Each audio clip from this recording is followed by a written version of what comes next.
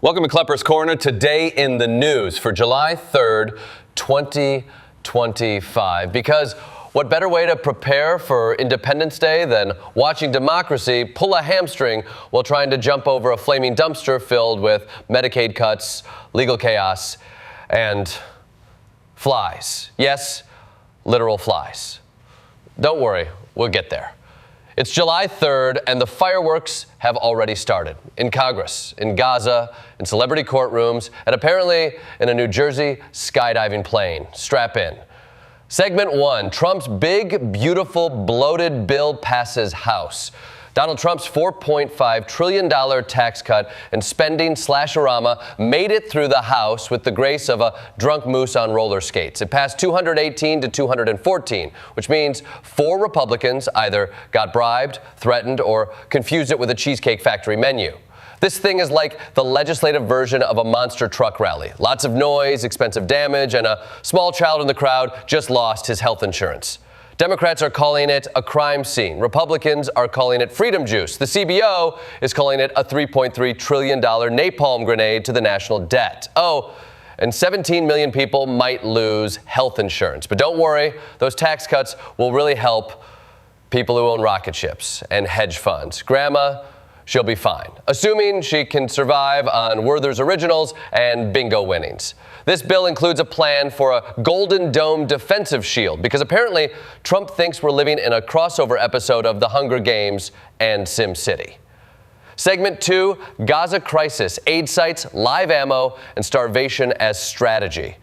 Over in Gaza, things have gone from biblical tragedy to dystopian video game. Over 300 Palestinians have been killed in 48 hours, including people just trying to get humanitarian aid.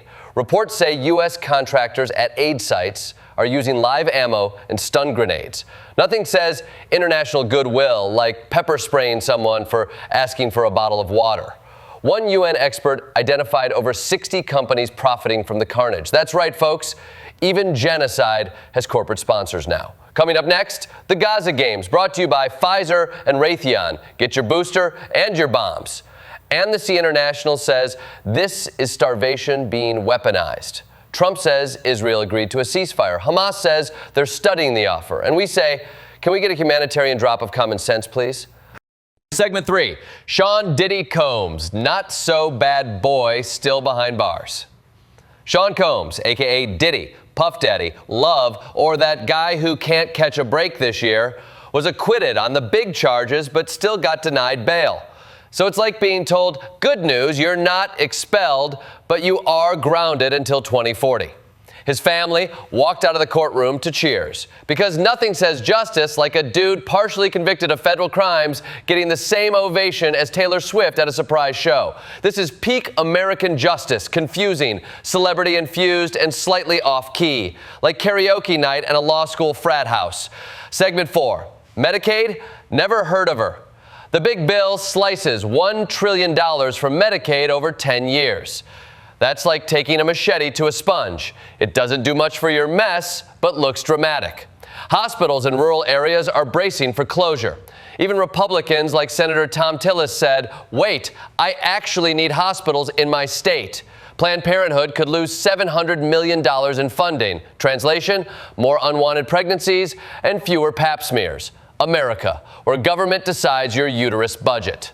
This isn't fiscal conservatism, it's fiscal Hunger Games. Segment 5, international drama. North Korea teams up with Russia. North Korea is sending 25,000 to 30,000 troops to help Russia in Ukraine because apparently the Cold War is now a polyamorous relationship. Meanwhile, U.S. weapon shipments to Ukraine are getting delayed because of disagreements among Trump advisors. Yes, our war strategy is now held up by group chat drama. It's not World War III. It's World War me, myself, and I. Segment 6, flies, bacon, and a really bad day at a fireworks factory. Let's talk about the real health crises. Oscar Mayer recalled 368,000 pounds of turkey bacon for possible listeria.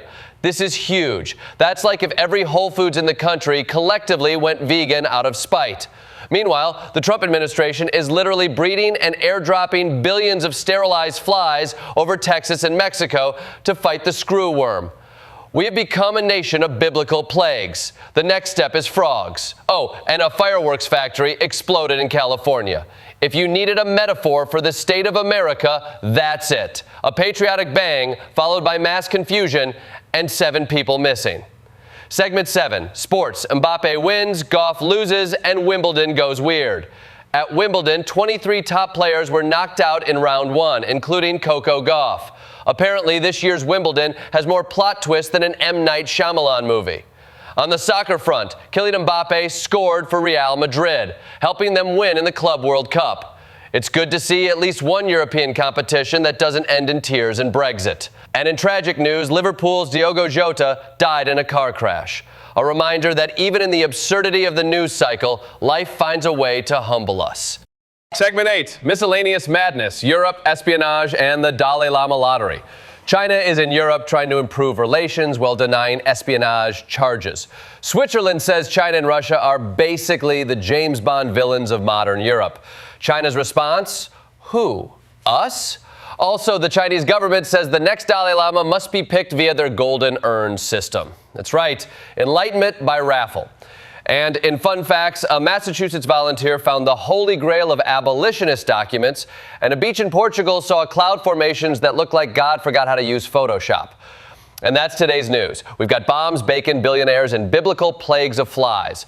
And that's just July 3rd. Tomorrow is Independence Day, so light your sparklers, hug your healthcare plan while it lasts, and maybe check the sky for sterilized insects.